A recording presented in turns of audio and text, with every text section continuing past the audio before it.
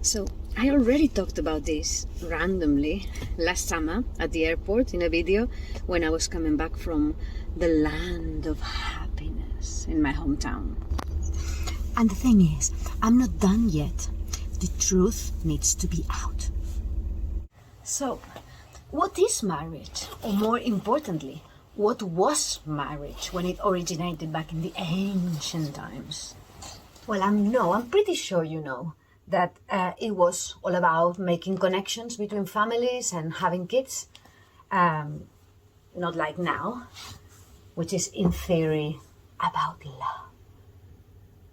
Are you not curious to know what's happened? Where does this romantic idea about a wedding day and building a family comes from? I am curious about everything now. I want to know stuff. I don't want to rely anymore on what others tell me or want me to believe. What's crystal clear is that the concept of marriage has changed over time. From kingdoms looking for more power and military alliances. See Game of Thrones to learn about that. To adding later on religious and spiritual stuff to it, and then the idea of love and finding your love partner. So love as a motivation, as the idea of a romantic partner, became a priority in our society, the Western society. But when? Why? How? When? Well, we're gonna go back to the Middle Ages to find out what was the deal, right? But we don't have to. Let's just go back and see what we can prove. The concept of romantic love as a basis for marriage began during the Renaissance in Europe, particularly in literature and artwork. Romeo and Juliet. And then it was widely accepted during the 18th century and the Enlightenment era. The Industrial Revolution and the concept of middle class played a basic role as well in all that. More people had some stability, and then they didn't have to marry for convenience or practical reasons, but for love. If only they knew what that was going to bring. So it was during the 19th century that the idea of marriage as a romantic partnership became more widely accepted in Western society. And the focus of marriage began to shift from practical considerations to emotional ones. But then Hollywood came about. And this idea of fairy tale romance and romantic love, ¿qué daño ha hecho esto, por el amor de Dios, Dios mío? Locked it all up. So we said that in ancient times, marriage was sort of a contract for practical reasons. But people had love and sex elsewhere, no? Clearly, mixing practicality with pleasure wasn't a great idea. I mean, don't get me wrong, it can work. In fact, it works. Marriage works, totally, until it doesn't. So it is really this concept about till death do us part. Like, what? But that is the part I don't quite agree with. So let's say that marriage in the 21st century is a legal and social contract between two people who choose to live together and build a life together, right? Why would you do that? Because you are in love with that person? That's why people do it? Or is it because it's what is expected from people to do? Think about that. It's because of love, you're in love, but why do you have to still go and marry?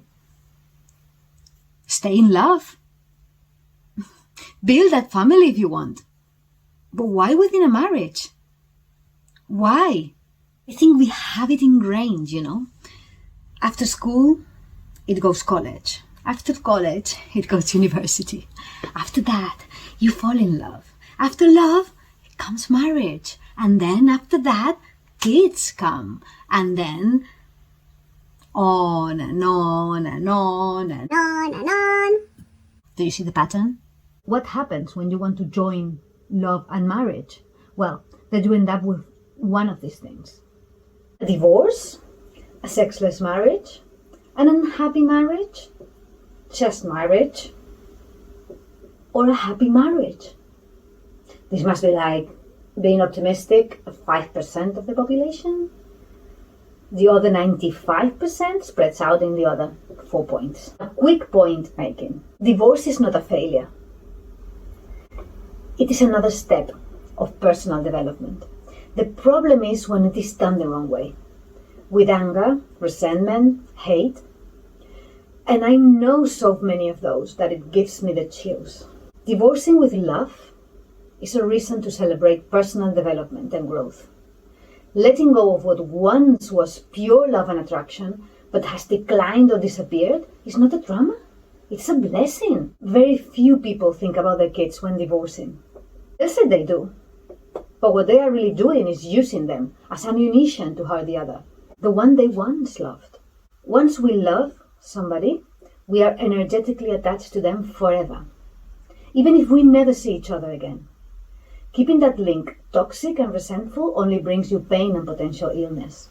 Divorcing with love and keeping the family together is possible. I have done it myself.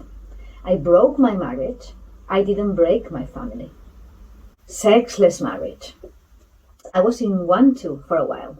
One day I was in my early 40s and went to bed as usual, avoiding the potential encounter. And I said to myself, do I want to live like this for the rest of my life? You have guessed the answer. It was even not fair for the other person. Hello, something is not working here. Can we talk? Can we do something about it? No, some people go to marriage counseling or couples therapy. Most of these people already know deep down there is nothing to do. But they just keep up with others' expectations out of fear and thinking that they are doing the right thing by an unhappy marriage. I think this is the biggest percentage of people, to be honest. You can still have sex every Saturday night, but not be happy and fulfilled. We are multifactorial beings. There is no one thing that makes us happy. It has to be a complete set of factors. You can be content in your marriage because your partner is no doubt a wonderful person who you love. Yes, I do love my ex-husband dearly, but I chose not to be with him anymore. So saying that you are in a marriage that you don't want to be, or you rather wouldn't be because you love that person and don't want to hurt them, can I say it? It's not right. Some people take risks, make decisions, choices, in order for them to evolve and grow to the next level of consciousness. But other people don't do that.